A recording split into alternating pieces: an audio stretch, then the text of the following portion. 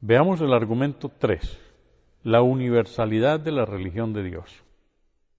Dado que las consecuencias de seguir una falsa religión son tan graves, la verdadera religión de Dios debe de haber sido universalmente comprensible y accesible en el pasado y deberá continuar siéndolo en el futuro en todas las partes del mundo.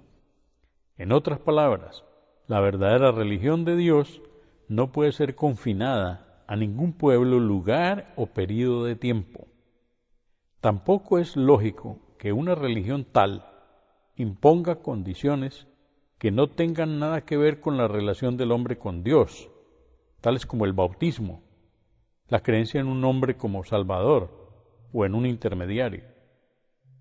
En el principio central del Islam y en su definición descansan las raíces de la universalidad del Islam. Cuando el hombre llega a comprender que Dios es uno y distinto de su creación y se somete a Dios, se convierte en musulmán en cuerpo y alma y es un candidato a la entrada en el paraíso. Consecuentemente, cualquier persona, en cualquier tiempo y en las más remotas regiones del mundo, puede convertirse en musulmán, un seguidor de la religión de Dios, el Islam, con solo rechazar la adoración de la creación y volverse únicamente hacia Dios. Debe añadirse, sin embargo, que para someterse a la voluntad de Dios, uno debe escoger continuamente entre lo correcto y lo erróneo.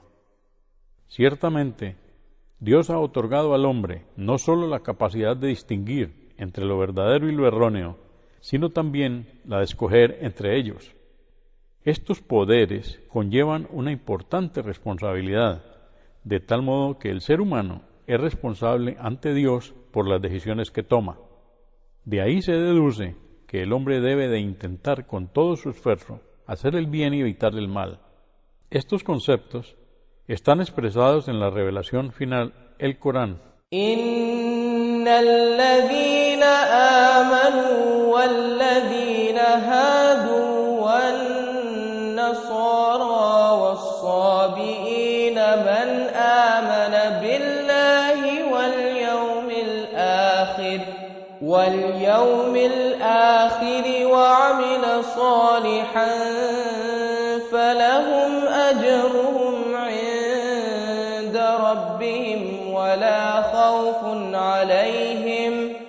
فلهم أجرهم عند ربهم ولا خوف عليهم ولا هم يحزنون.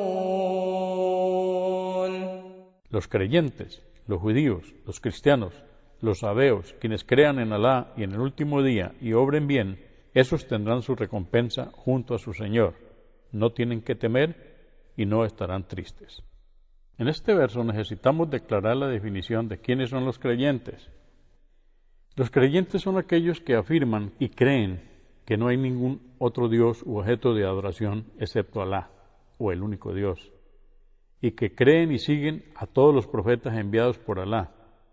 Por ejemplo, en el tiempo de Moisés, la paz de Dios sea con él, aquellos que creyeron en él y lo siguieron, lo que fue revelado a él, son creyentes verdaderos de Alá y en el día del juicio obtendrán su recompensa.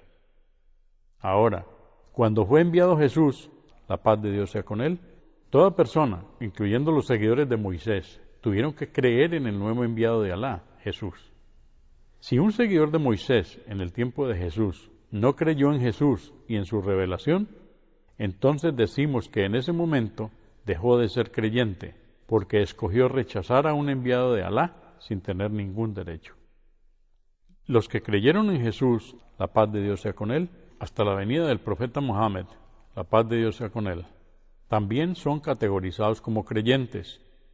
Después de la venida del profeta Mohammed, la paz de Dios sea con él, siendo el sello final del mismo mensaje de todos los profetas, es decir, el Islam. Creer en él y su revelación, el Corán, es ahora mandatorio para que una persona se pueda definir creyente. Los seguidores de Jesús, la paz de Dios sea con él, que creen en el profeta Mohammed, la paz de Dios sea con él, y en lo que a él fue revelado, el Corán, son creyentes hoy en día y tomarán el beneficio de lo que Alá nos menciona en este verso: estar entre aquellos que tomarán su recompensa del paraíso. La persona no acepta el mensaje final después de que le haya sido claramente explicado, estará en grave peligro. El último profeta de Dios, el profeta Mohammed, la paz de Dios sea con él, dijo: quien entre los cristianos y los judíos oiga de mí, pero no crea en aquello con lo que he sido enviado y muera en este estado, estará entre los habitantes del infierno. Reconocer a Dios. La cuestión que se plantea aquí es: ¿cómo puede esperarse que toda la gente crea en un único Dios verdadero, dada la variedad de circunstancias, sociedades y culturas que existen? Para que sean responsables de la adoración de un único Dios, todas las personas han de tener acceso al conocimiento de Él.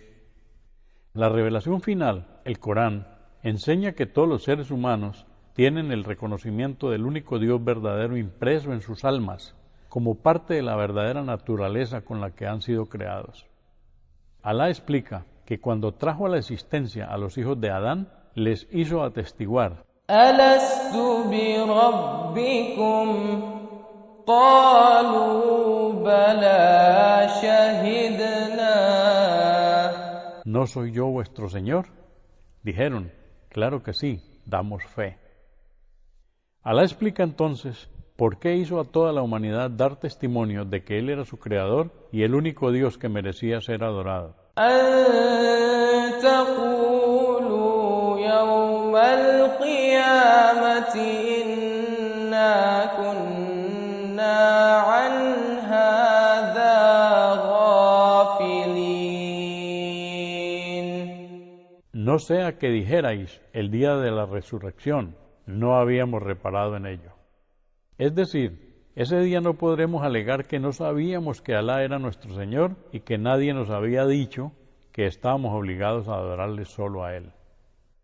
Alá continúa explicándonos: أَوْ تَقُولُوا إِنَّمَا أَشْرَكَ آبَاؤُنَا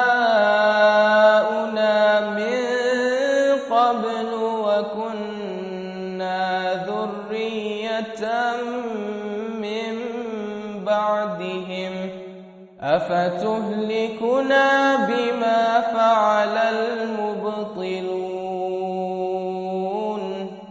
O que dijerais: nuestros padres eran ya asociadores y nosotros no somos más que sus descendientes. ¿Vas a hacernos perecer por lo que los falsarios han hecho? De este modo, todos los niños nacen con una creencia natural en Dios y con una innata inclinación a adorarle solo a Él. Esta creencia e inclinación innatas se conocen en árabe con el término fitra. El profeta Mohammed, la paz de Dios sea con él, declaró que Alá había dicho: yo creé a mis siervos en la religión correcta, pero los diablos les hicieron extraviarse. El profeta Mohammed, la paz de Dios sea con él, dijo: cada niño nace en un estado de fitra, luego sus padres lo convierten en judío, o en cristiano, o en seguidor de Zoroastro. Si al niño se le dejara solo, adoraría a Dios en su propia manera. No obstante, todos los niños son afectados por el ambiente que les rodea. Por lo tanto, del mismo modo que el niño se somete a las leyes físicas que Alá ha impuesto a la naturaleza, su alma se somete también de una forma natural al hecho de que Alá es su Señor y Creador. Sin embargo, si sus padres intentan hacerle seguir un camino diferente, el niño no es lo bastante fuerte en los primeros estadios de su vida para resistir u oponerse a la voluntad de sus padres. En tales casos, la religión que el niño sigue es aquella en la que ha sido educado y a la que se ha acostumbrado, y Dios no le pedirá cuentas ni le castigará por ella hasta que llegue a un cierto estadio de su vida, es decir, de la pubertad, adolescencia en adelante, cuando él puede por sí mismo iniciar la búsqueda de la verdad.